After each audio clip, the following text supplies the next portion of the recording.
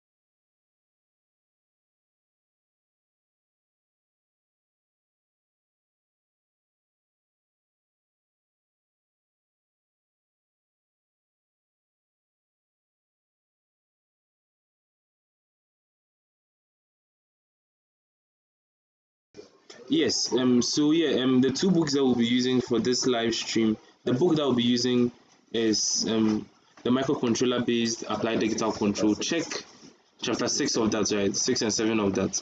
Right. So please check the digital control systems group. You'll find it in it. And if you are watching this after and you don't know where it is, please, I don't know what to advise to you, Charlie. Go and pirate it or something, right? So Tamakloe to it.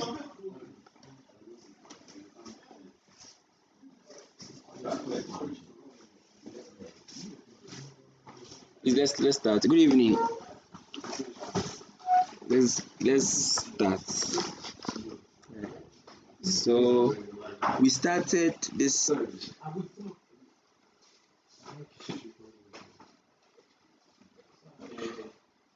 Is it appearing now? Right. So we started this tutorial session in person in class, and then we started from Z transforms, and then we spoke about the Z transform from first principles, like where Z transform comes from. We said that Z transform is just if you're finding Laplace of a sampled signal. The Laplace of a sampled signal is the Z transform of the signal at some discrete point, right? And to give us f at z. So we saw this in class, then we went to look at the Z transform of some basic function. So we saw that the Z transform of the impulse function del k is given by 1, right? And then the Z transform of 1, the unit step function, is given by z over z minus 1. Those are the Z transform of k. Z transform of k. K is given by z over z minus 1 all squared. Yeah, so we saw the Z transform for some basic functions. That was the next thing we looked at. Sure. And then went ahead to look at the properties of Z transforms. We saw that it is a linear operator, right? We saw that one. Yeah. We also saw that we also have the time delay property. Like, for example, you have Z transform of a function delayed by a factor n. This becomes z to the power minus n Z transform of the function. So we saw also that if it is an advancement, like if it's an advancement like this, then the Z transform is,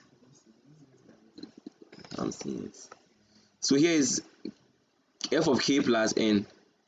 So it's z to the n Z transform of the function minus the Z transform from first principles up to n minus 1 f at k z exponent minus k. So we did all these ones in class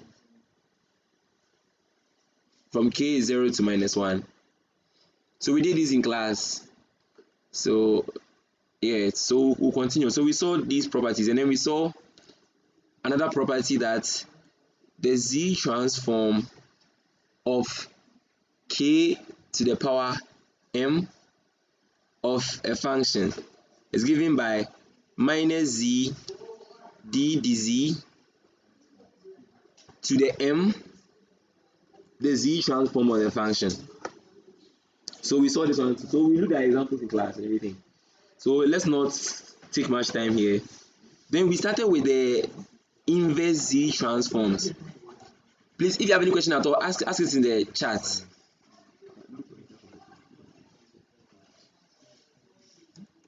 So we went ahead to look at how to find inverse Z transforms, and we said that with the inverse Z transform, we have two methods. We have using the long division method, and we have using the partial fractions. But Doc said we're using the partial fractions, right? Yes. So we saw that one. That okay, for the partial fractions, we have a number of cases. We have the first case where, let's say, I'm supposed to find this.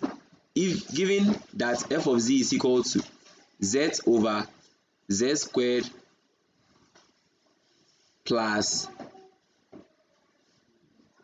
4z plus 3, right?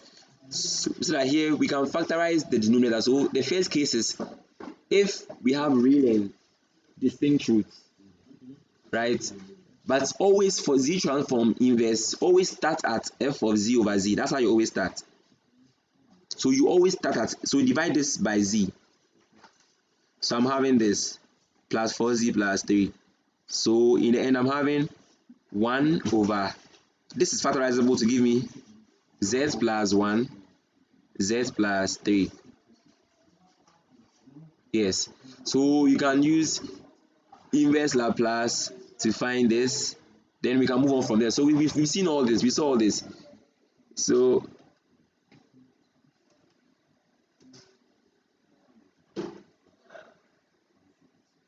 alright. So we saw the z transforms. Z transform. You also saw the inverse z transforms too. We also saw the inverse z transforms, right? Now I want us to talk about something before we start solving questions. Okay, let's talk about the stability test. So let's talk about the stability test.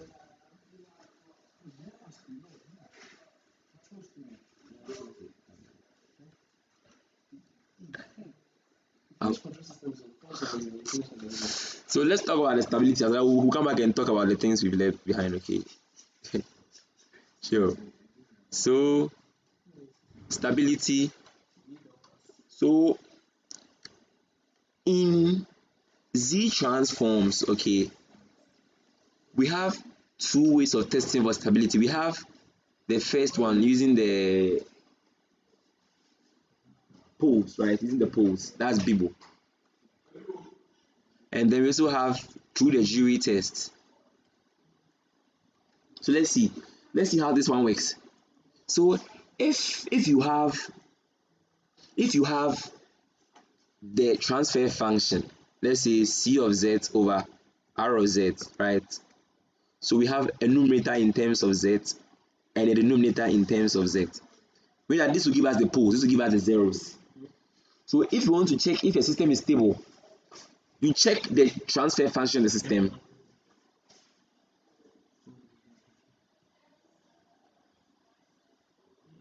Yes, someone is asking that. I'm coming. Let me pause here. When do you know when to use the long division method or the partial fraction method? Yes, if they don't specify, you can use any of the ones you want to use. Because don't forget that the z transform has no unique solution. Like the z and z inverse are not unique. You can have a number of answers for the z transform based on the path you use. Doc said that, and it's even in the book that the solution of a z transform is not unique.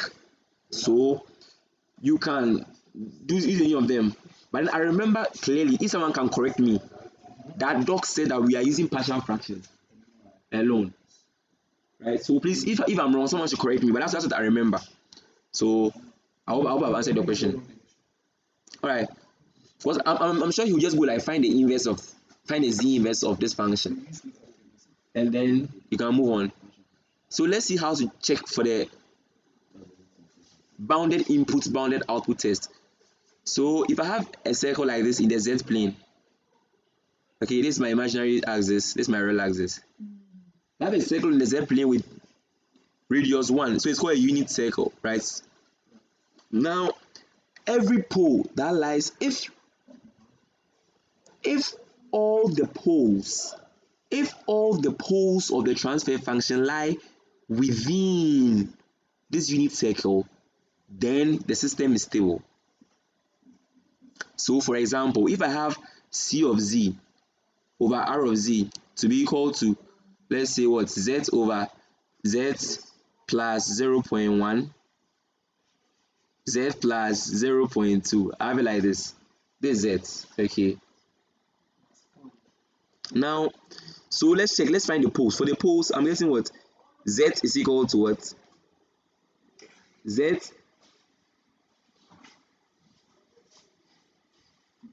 is equal to negative 0.1. That's Z1.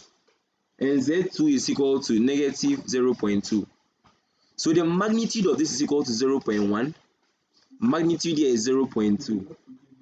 And if you check, these values are less than 1. So since they are less than 1, it means they will lie within. So it's like, if this is my unit circle, right? This one, the 0.2 can be like this, radius 0.2, 0.1 can be like this. So because it lies within the unit circle, it's stable.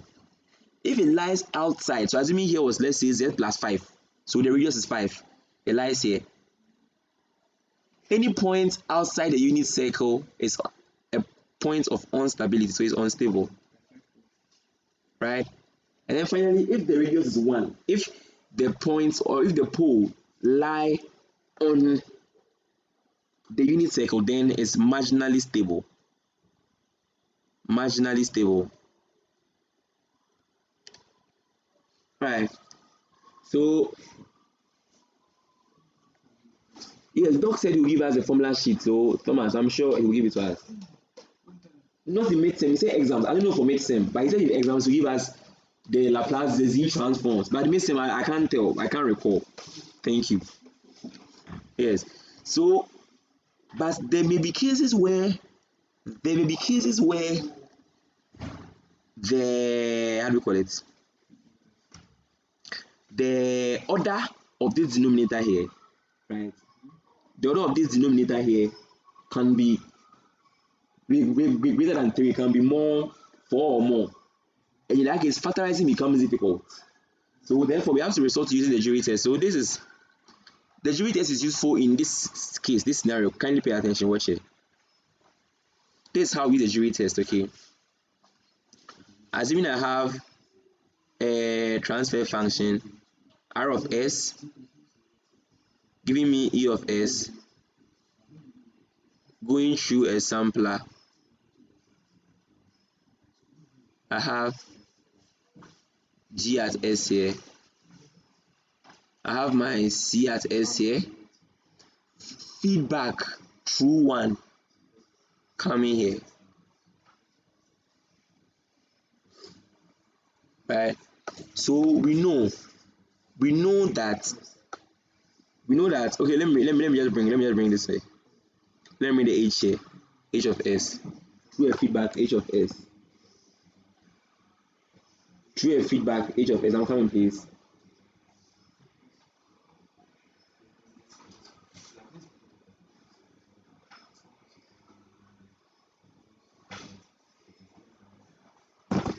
Right.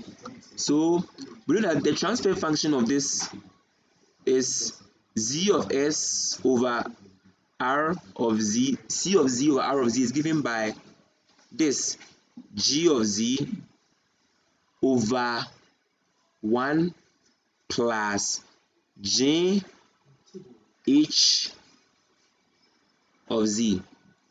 Now you must understand that assuming there was a sampler here, let me show you something. Assuming there was a sampler here like this, right? In that case, C of Z over R of Z becomes J of Z over 1 plus J of Z H of Z. That's the difference. So if there's a sampler in the path, in this path, then you first find a Z transform of this function, find a Z transform of the feedback block before you multiply them. So we'll talk about that. For now, let's move on. Right now we are doing jury tests. So right now we are learning the jury test, okay? So if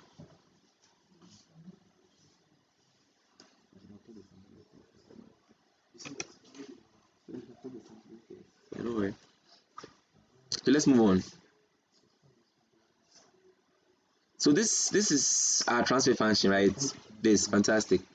Now, if you have this denominator here, okay, if you take 1 plus J H of Z and equate it to 0, you get something we call the characteristic equation. So characteristic equation is 1 plus J H of Z. So I didn't have to write this to get a characteristic equation. Once I had this, just given by 1 is given by 1 plus this transfer function times this of z. Alright, so in the Dewey test, you will need the characteristic equation. You will need the characteristic equation. So let's see. Let's use this question here.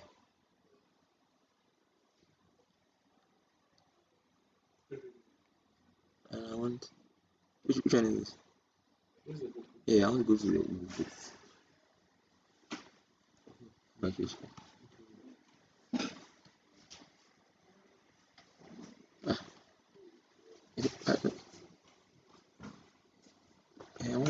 Why can't you go there straight? One, three, one.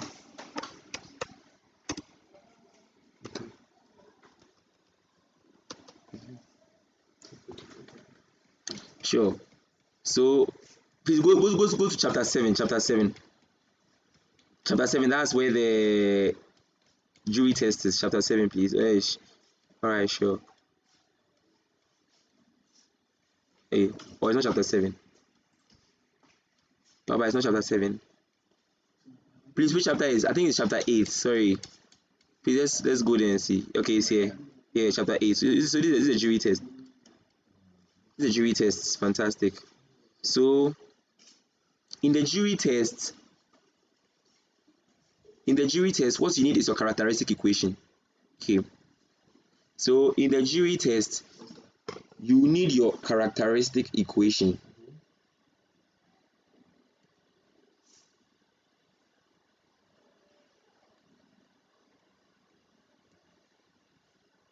Right. So this characteristic equation, it has a general form, P of z. So fast forward backwards.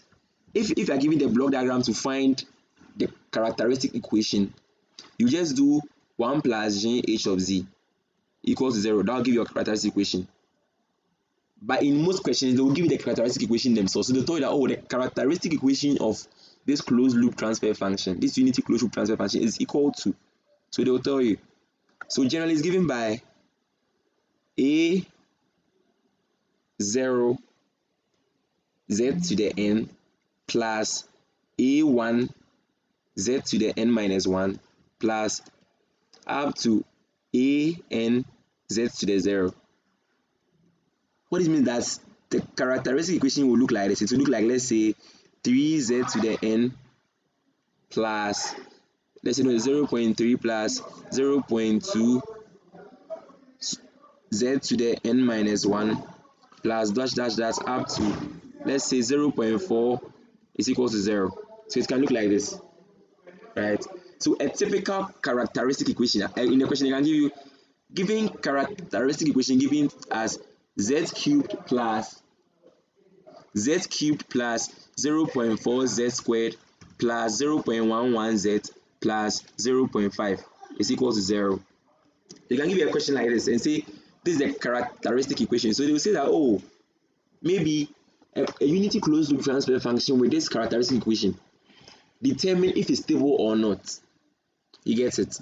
So let's see how we go about it. Let me use an actual question. Let me use an actual question where we can compare our answer.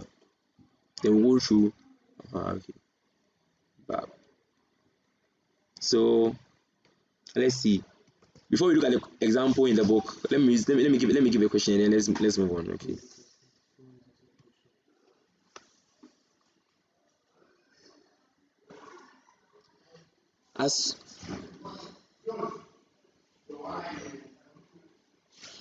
So usually, you see, if you have, so someone asking a question that when one pole lies in the circle, one outside and one on the circle, what is it? As soon as you have one pole outside the circle, it's unstable. That's the thing. So a test, that's why Dr. Wu says that a test for stability is a test for a pole outside the stable region. So once there's a single pole outside in the unstable region, then the system is unstable. All right. So that's what we have. So now let's move on. So let's take a question. So we've been given a system with characteristic equation P of z is equal to z cubed plus, sorry, it's up too much. P of z is equal to z cubed minus 1.1 z squared minus 0.1 z plus 0.2 is equal to 0. So this is a characteristic equation. Determine whether the system is stable or not. So check for stability. So this is the question. So they've given me the characteristic equation and you've been asked to check for stability. Now, here's the first thing you do. First thing, check whether the coefficient here is bigger than this constant term here. Okay, so you check whether A0 is supposed to be greater than AN. So don't forget this A0.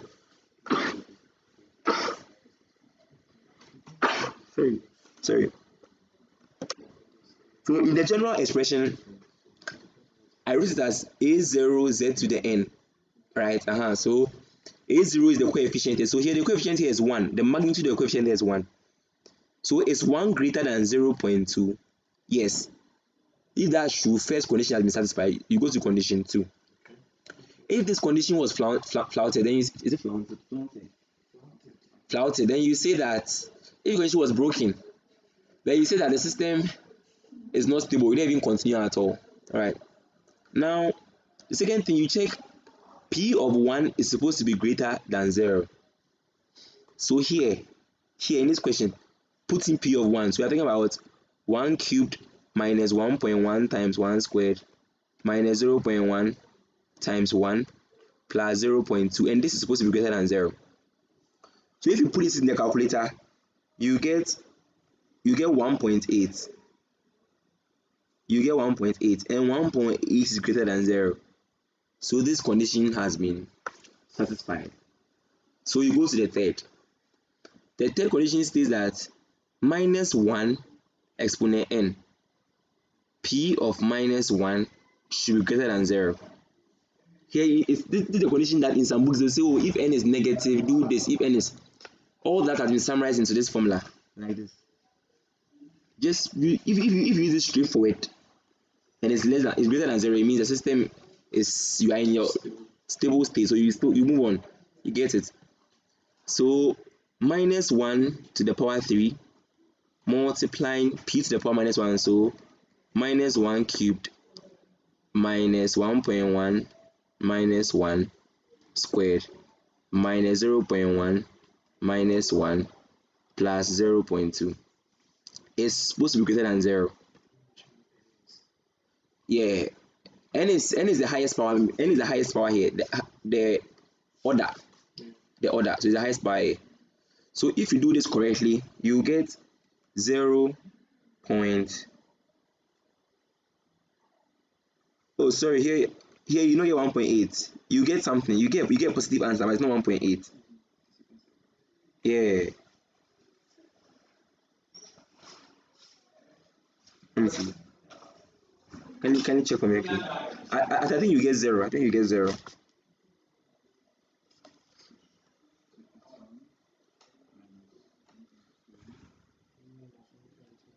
Minus 0.1 plus 0.2. You get 0, right? 0. So here you get 0 here. Sorry, I made a mistake. You get 0 here. You get 0 here. So getting 0 means it's on the margin. It tells us it's marginally stable. It's just at the brink of being stable or unstable. So we continue. So it is here, when you solve here, you get 1.8 greater than 0, and here is true. So all these three conditions have been satisfied, but it doesn't tell us if it's stable or not. We will now go ahead to use the jury test to confirm. You get it? But then if any of these rules, any of these conditions hadn't been satisfied, it means that the system is not stable. So now if these conditions, they are called necessary conditions. Okay, so you know that, so we have necessary and efficient conditions. If these set conditions are satisfied, okay, fine, but it's not enough, so you move on to use the jury test. So let me clean this.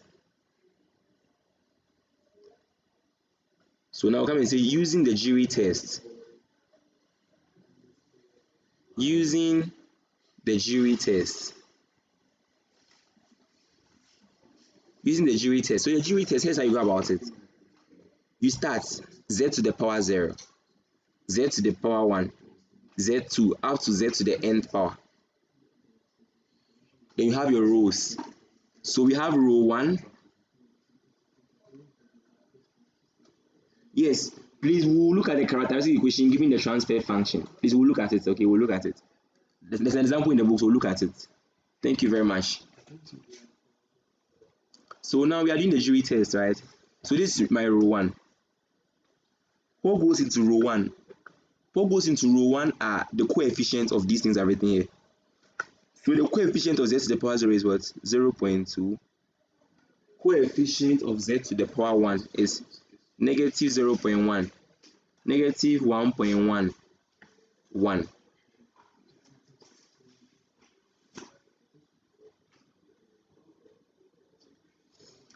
What goes into row 2 is this row 1 reversed. So writing it backwards, 1, negative 1.1, negative 0.1, 0.2. Right.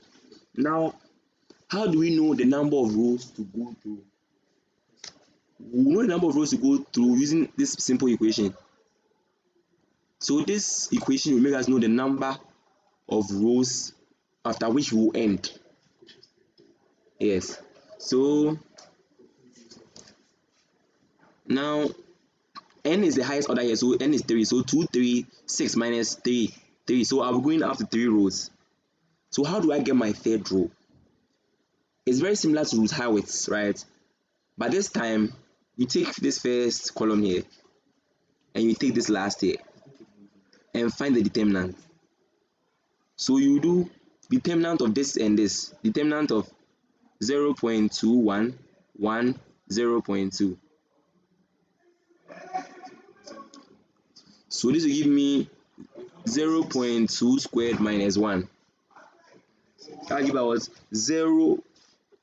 negative 0.96. Then you now come to this column, still maintain this. So now you're finding the determinant of 0.21, but this time negative 1.1, negative 0.1. So you get 0.2 times negative 0.1 minus 1 times negative 1.1. That will give you 1.08. Then when you come here, you use this 2 and this 2. So this times this times this, minus this times that. That will give us negative 0.12. So now we are done. We use 3 rows because this equation gave us 3. So we end at our third row. Now that we've ended, what do we look out for? You always look out for the first and the last. So you check the magnitude here, the magnitude of this first term here, magnitude of negative 0.96, right? It's supposed to be greater than the magnitude of the last term. So negative 0.12. So here 0.96 is indeed greater than 0.12 since this condition has been satisfied.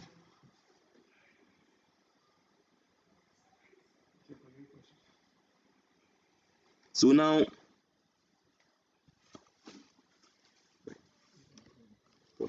so please hold on for us and we want to confirm something for you in the next 2 minutes. Thank you.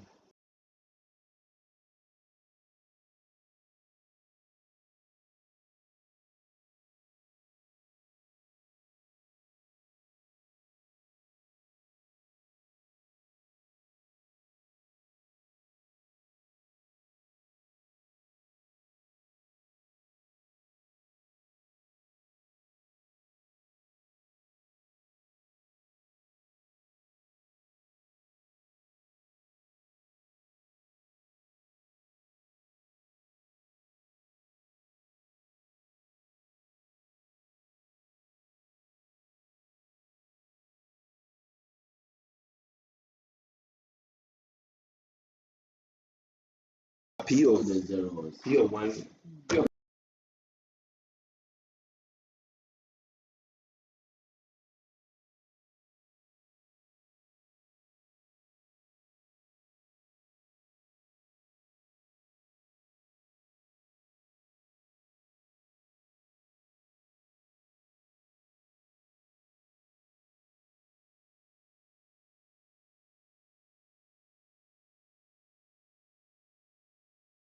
It's easier to prove than the stability. It's easier to prove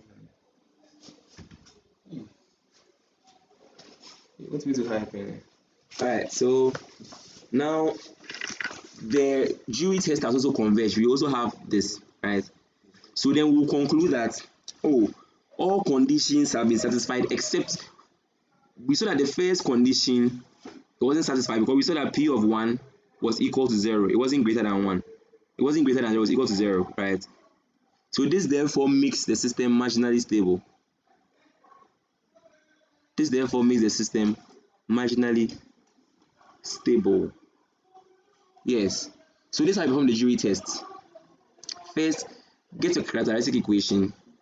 Use the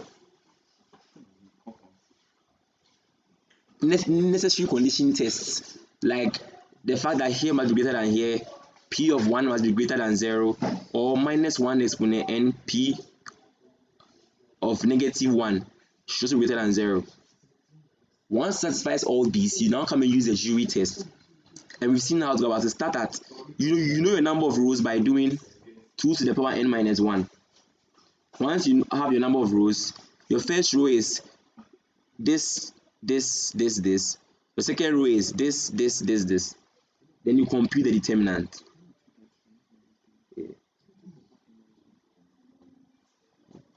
The number of rows to go is 2 to the power is 2 times n minus 3. 2 times n. So here our n is 3, then minus 3. That will give us 3. I said 2 to the power, so I'm sorry, it's 2 times.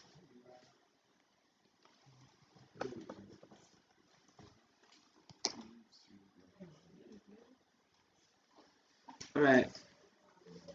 So that's how we perform the Dewey test.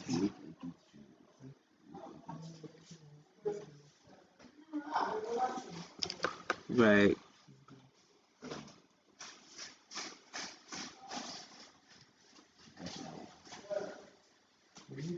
Now, let's take this question.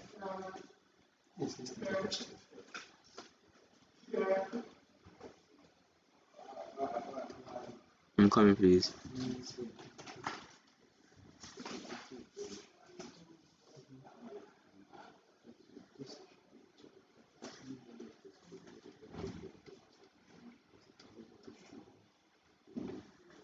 So let's look at this question. I'm coming, please. I'm looking for the question we should look at. Alright, let's look at this. So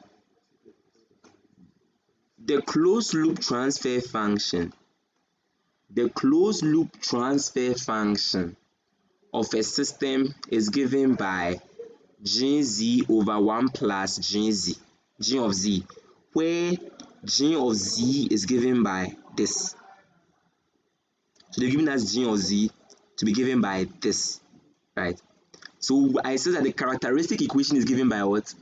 It's given by 1 plus g h, but here it's like h is 1 because, as I said, it's just through a unity feedback system. So it's through a unity feedback like this. So h is 1. That's why you just read as 1 plus g of z is equal to 0. So I'll have to add 1 to this. So I'm doing 1 plus 0.2z plus 0.5. Maybe I need to bet. Over z squared minus 1.2z plus 0.2 is equal to 0. So if you're adding this to 1, you just multiply this by 1. So I'm getting what? I'm getting z squared minus 1.22 plus 0.2 is equal to 0.2z plus 0.5. No, plus 0.2z plus 0.5 is equal to 0 all over z squared minus 1.2z plus 0.2. Here's what? This is 1.2z. This is 0.2z. Sure. So now when I solve this, when I simplify this, I'll get what? I'll get z squared minus 1.2z plus 0.2z. That'll give me what? That's what, minus 1, right? Minus 1z. I'm summing this.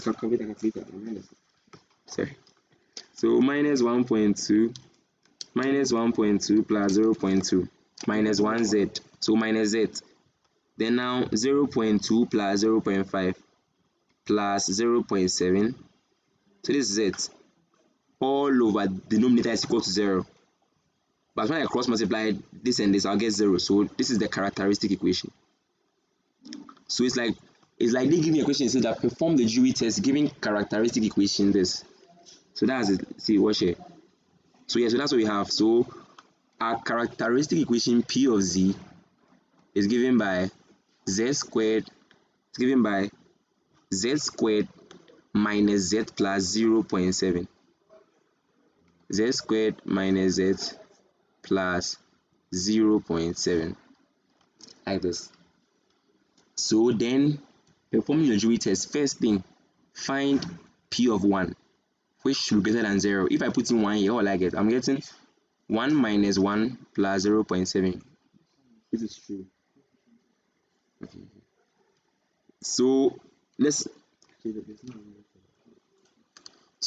now let's also use the coefficients. So we know that coefficients here, which is 1, the coefficient here, which is 1, should be greater than this last term here, 0.7. That one too is true. Then finally, negative 1 to the power n, negative 1 squared, P of negative 1 should also be greater than 0.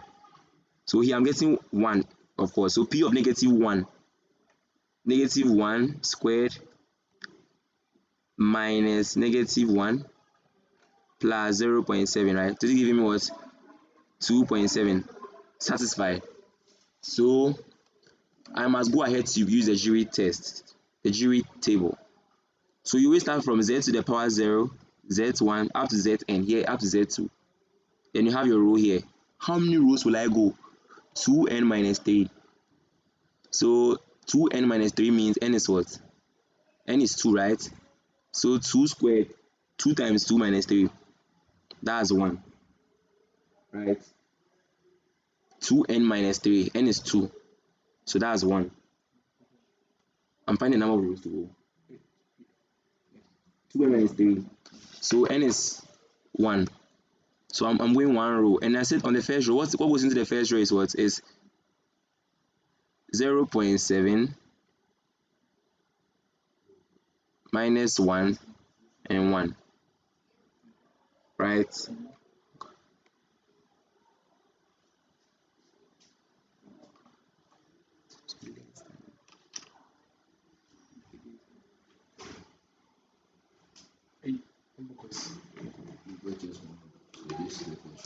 Come again, I'm coming.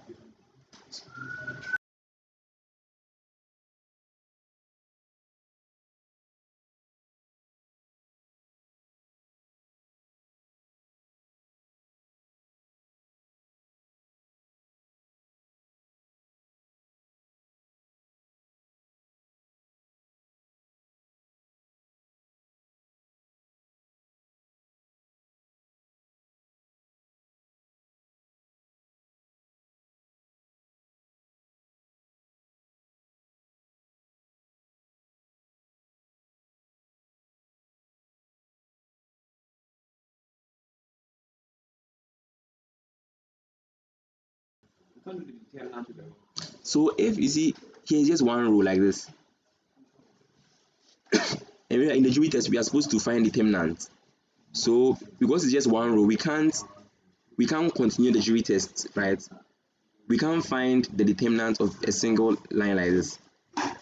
You get me? So therefore we will not use this one. So we will not use the Dewey table. once these are satisfied like this, then the system is stable. So that's what was done in the book.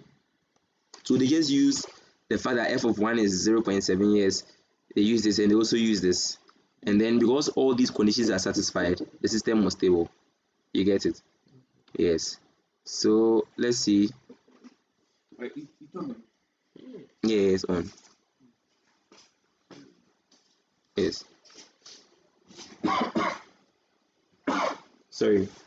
So that's how you do the jury test. That's how you come about the jury test. Alright. So let us discuss some questions before we will come to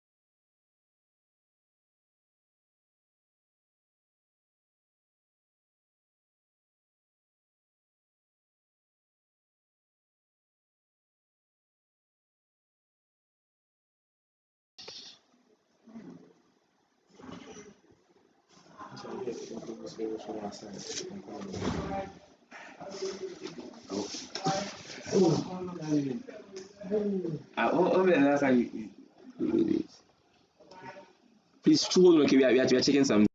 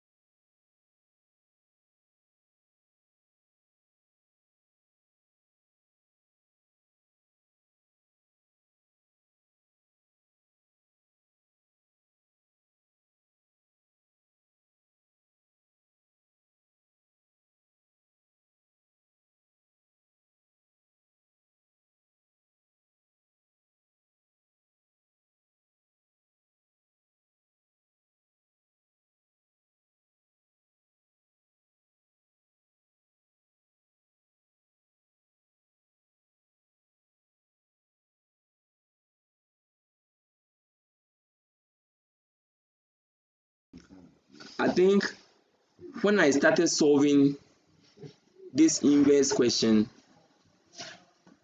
my microphone was off.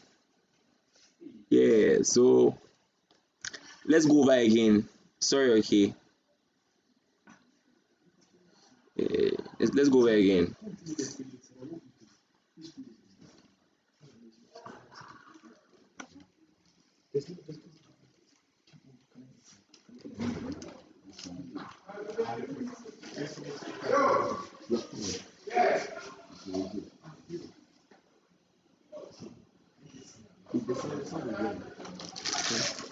All right.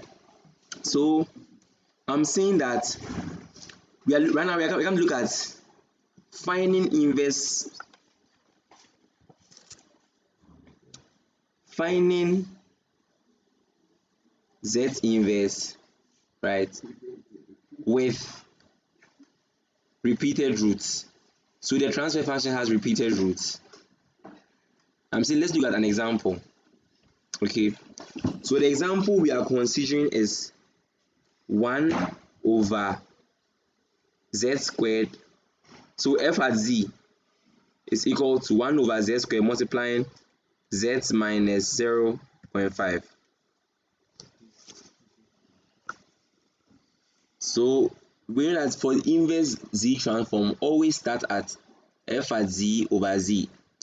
So I'm saying if you divide this squared, you get z cubed multiplying z minus 0.5.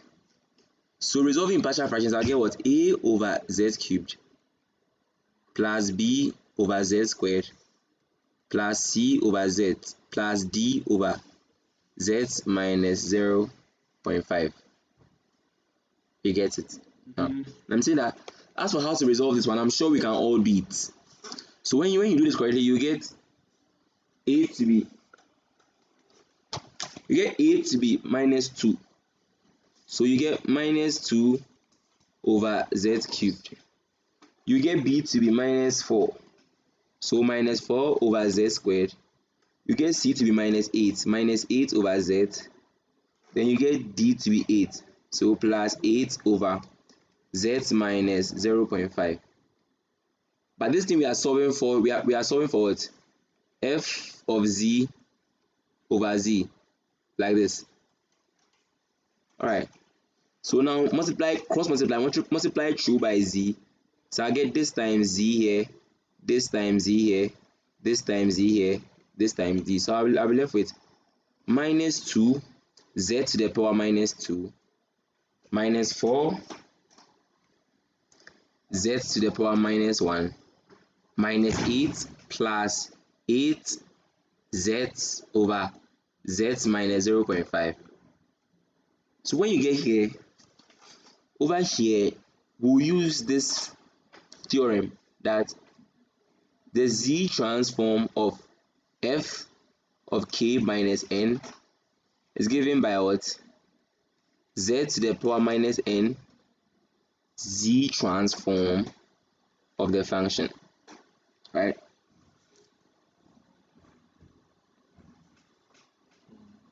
So over here, I'm having what? I'm having z to the power minus 2. So it's like I'm having this component here. Are you following? So don't worry, now I didn't inverse it, so I'm moving from here to here. That's where I want to go to. So I want to move from this to a function in terms of k, right? So I want to get a function in terms of k minus, my n is what? N is 2, so k minus 2. Now if you check here, I have what? I have minus 2 z to the minus 2 times 1. This becomes this f at z here. So this is z transform of 1. Which function has a z transform of 1? Is the del function. So this thing is the Dirac function, or the delta function, del into bracket k minus 2. So what we say is a function at k minus n. So yeah, I'll have minus 2 del k minus 2. Same for this side. Minus 4 del k minus 1 minus 8 del of k, because here is 1. And which function z transform is 1? Is del k. So the inverse of 1 is del k. Then you have left with plus 8 multiplying 0.5 to the power k. So this is my function in terms of k. So that's it. So that's it. That's how you go about it.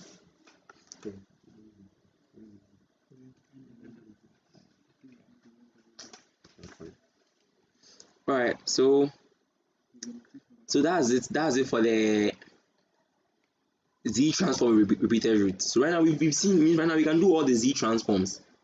Right? We can do all the z transforms. We can also find the inverse z transforms. We've also done the GUI test. So let's look at another thing.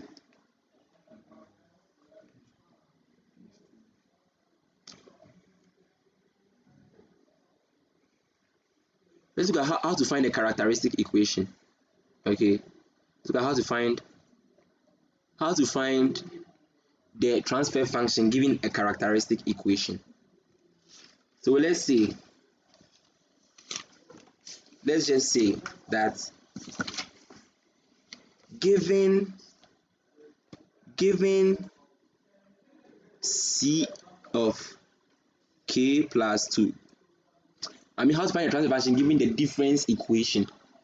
So c of k plus 2 plus 3c of k plus 1 plus 4c of k is equal to 5 r of k.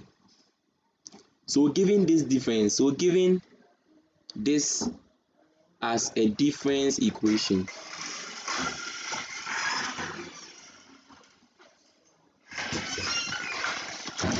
given this as a difference equation, find A, the transfer function,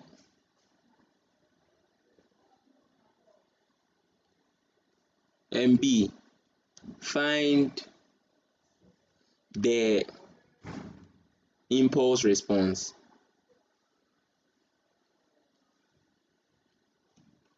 Find the impulse response.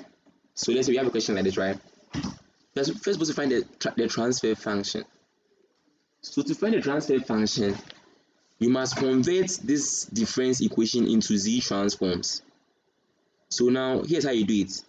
Always have your z to the power this thing. So z squared the function of z, like the z transform of the function, plus 3 same z to the power 1 z transform of the function. I getting it? Plus 4, here z is the power 0, so that's 1, so I'll not bring it, so z transform of the function must be equal to 5 z transform of r. So here r is there. You know that if it's written in this way, r becomes our input, r is our input, c of k is our output. So here I'll make c of s the subject, c of z, sorry, I'll make c of z the subject. So that's given by this z squared plus 3z plus 4 should be equal to 5 r of z. So transfer function is what? Output over input. So output c of z over r of z is supposed to be equal to 5 over output, which is z squared plus 3z plus 4. So this is the transfer function. This is the transfer function. So if you have to determine if this system is stable or not, you just find the poles of this transfer function.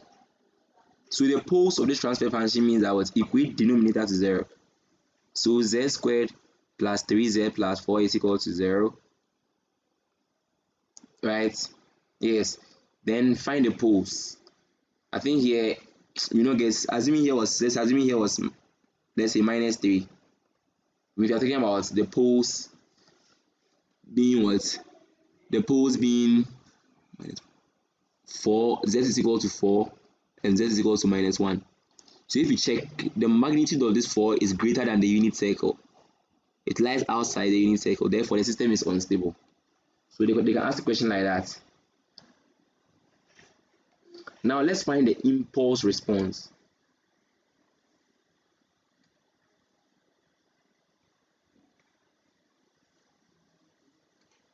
Let's find the impulse response. Now the impulse response, or when you say find the response, it means find the output function. So here I'll say my what? C as z is given by 5 over z squared plus 3z plus 4 times what? R of z. They say impulse. Impulse means that what? This R of z is the z transform of the impulse function. So it's like your input is an impulse function. You know that impulse function is del k, and the z transform of del k is what? 1. So here I'll get c of z is equal to 5 over z squared plus 3z plus 4 times 1. So if you want to find the impulse response, it means find the inverse Laplace. Like once you find the function in terms of k, the actual function. So find the inverse Laplace of this, which we've done. Find the inverse z transform, inverse z, which we've done, right? So we know that the inverse z transform, you always start at this over z. So 5 over z squared, z multiplying z squared plus 3z plus 4. And then by now we should all be able to find the z inverse of this function. So that's how you work with the difference equation. That's how you write the z transform of the difference equation, and that's how you form your transfer function. And then you also saw how to find the response. If this, so basically that's it. That's how we go about it. So I think we've touched on everything, right? Yes. The only thing we didn't touch on, the only thing that we've not touched on is how to find the pulse transfer function. Let's look at that one.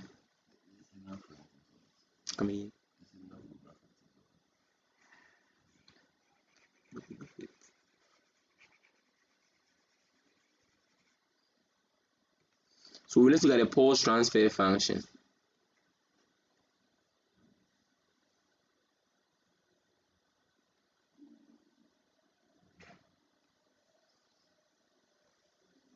How to find a pulse transfer function. So if I'm given let's say I have a simple system like this. Transfer function G of S, output C of S, right? The input is sampled like this. I have my R of S here. So I have here to be R star at S. Read that what? And I say find the pulse transfer function. Let's see. Here I can see that my C of S is equal to what? C of S is what? Is R star of S, G of S. Right. So the pulse transfer function means that star this. So star this side and also star this side. So my C star at S is given by, now the rules for starring. These are the rules for starring or for sampling. If I have a sample like this, right, and if I sampled a sampled signal, I'll get the sample signal. Rule number one. Number two, if I have a sum, let's say x1 at S plus or minus x2 at S, and I sample this, the sample of a sum is equal to the sample of individual of them. So like this, plus x2 star of S. So it's like just star each of them. So it's like a linear operator. Number three, if I have x1 at S, x2 at S, and I star these together, this means multiply before you start. So it's the same thing. So I'll get x1, x2 star at S, multiply before you start. So you get this. Finally, if I have x1 at S, one of them is starred, but the second one is not starred, and I want to start, like the star means you are sampling. Don't forget, the star means you are sampling. So I want to sample.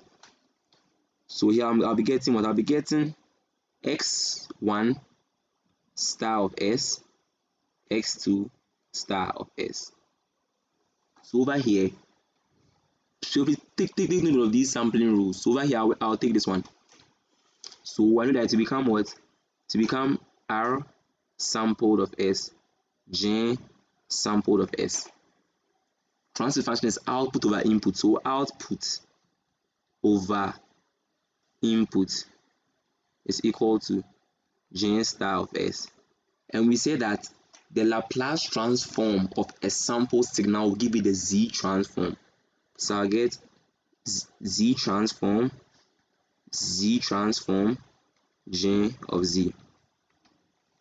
So this is it. So this is how you go about it. This is how you go about it.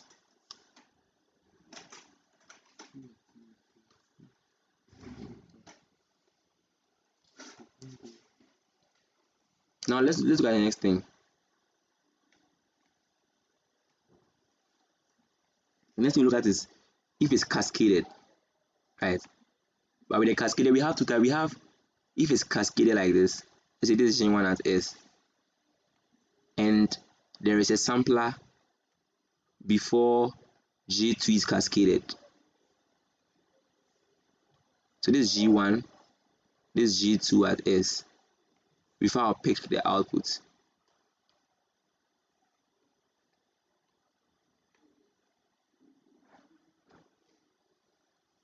Alright, so just note that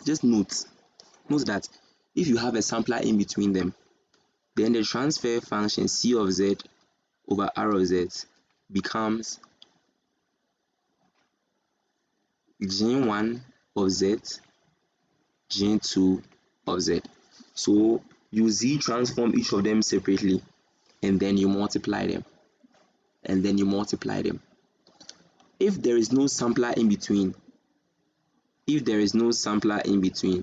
so this is G1 of S, no sampler, G2 of S, before you have a C of S, then the transfer function C of Z over R of Z is given by, in terms of multiply before you sample. So you multiply before you find the Z transform. So take note, these two things are very important. They are very, very important. So I'll send the question to the class group that has an example like this. Okay, they gave you the transfer function. They said find the transfer function if there's a sampler between them or there's no sampler between them. So you must know these things very well. Then finally, if you have a feedback.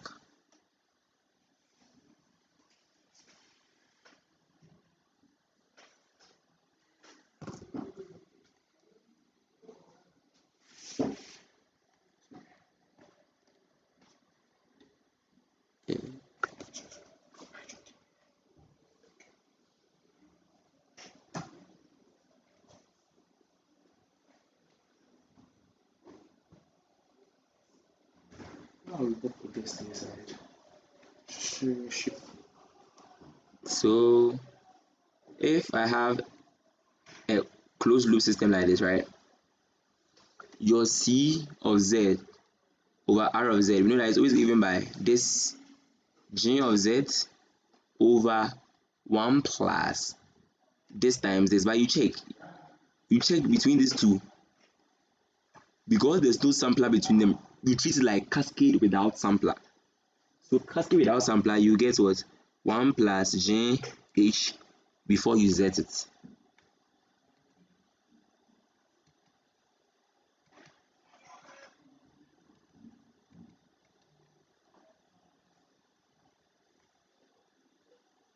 So that's it. But if there was a sampler here like this, then C of Z over R of Z will be equal to same G of Z over, are you following? 1 plus, because of the sampler here, you have to